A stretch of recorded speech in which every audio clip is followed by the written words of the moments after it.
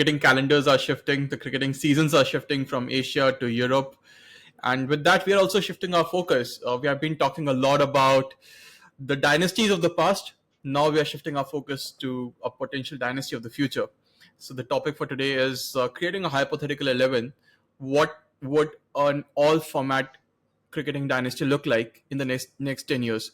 So SS, over to you. What's the approach? What are the constraints that we will look at when we are creating the team?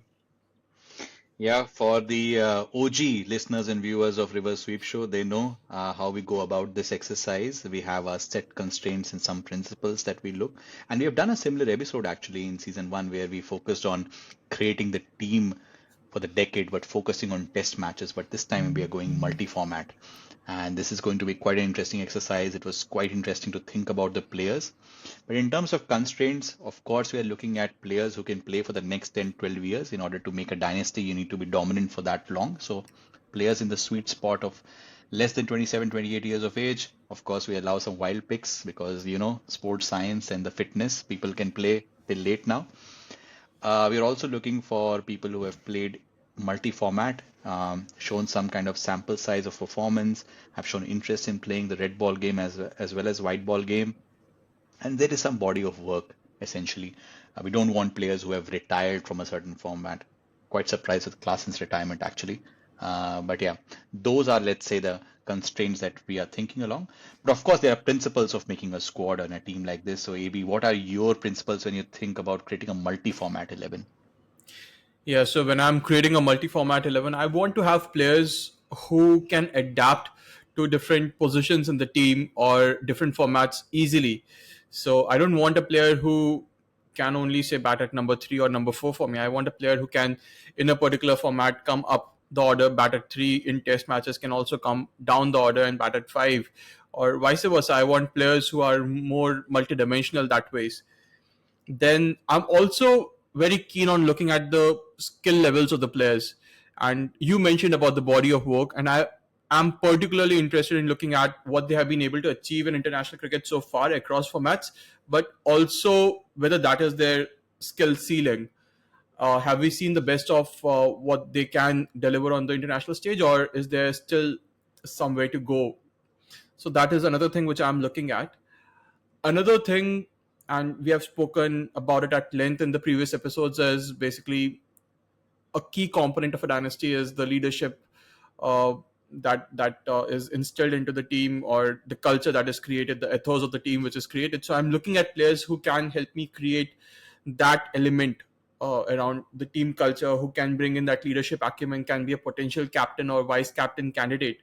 So that is another thing which I'm looking at. Anything else, SS, that you are particularly keen on looking at when you are creating your hypothetical 11? Yeah, before I come there, you make very interesting points. And I think a nice way to look at this is indications from their junior career. If they've been given captaincy role, if they have played marquee finals in under 19 level, or have already shown some kind of a small yet impactful roles in a big IPL final or later stages of a test match, I think that gives us a really good indication, even though they might not have played that many ODIs or T20Is, for example. You spoke about some green flags. I will speak about some red flags. I think fitness concerns, I think, is something that we have to be aware of. Too much cricket happening. There are always examples of players across sports who have shown so much potential, but some off-field behavior, not keeping themselves fit, some unfortunate accident, and things can happen. So I want to take note of that as well. And also, I would be wary of picking players from countries where there is a lack of systemic support, or you feel that there is some kind of entropy going around. For lack of a better example, West Indies, South Africa, contract disputes. I mean, things can improve, definitely. It could be macroeconomy as well, which we like talking about on this podcast. I mean, people can move around. They might choose franchise cricket. So there could be some red flags if there is a case where I have to compare player A versus player B. I might look at these factors as well.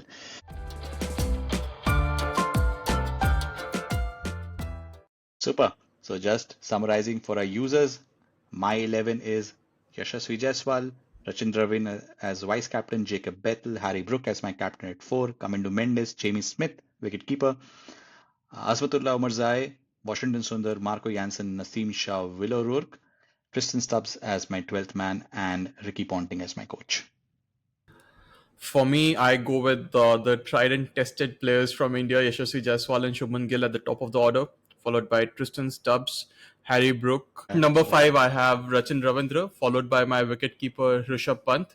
And then I have an all-rounder in Cam Green, followed by my bowlers Rashid Khan, Marco Jansen, Gus Atkinson, and number 11 is Naseem Shah. 12th man for me is a wicket keeper, so Kyle Varane, just to ensure that SS's point on Rishabh Pant giving up keeping is also solved for. And then my captain is Rachin Ravindra, vice captain is Rashid Khan, coach is Andy Flower. Perfect. There you have it, guys. It was quite a fun episode to record. We'll publish this tomorrow, that's Sunday, on all podcasting platforms as well as on YouTube.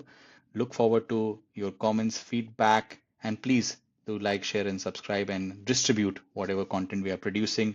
Do check our website out. We are constantly publishing some blog posts over there, and we have got some interesting ideas around more content coming towards you. So thank you all, and looking forward to seeing you next week again. Bye bye.